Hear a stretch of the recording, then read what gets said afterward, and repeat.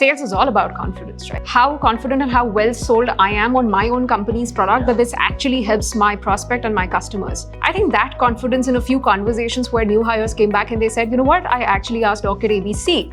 And it looks like we actually do great. We're way better than our competitors in a lot of different ways. And I'm really pumped about going out there and telling more people about it.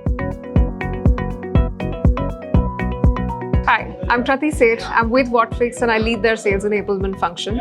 If you know anything about a salesperson, you know they are not proactive learners. They don't want to know things way before they have to actually go ahead and use it.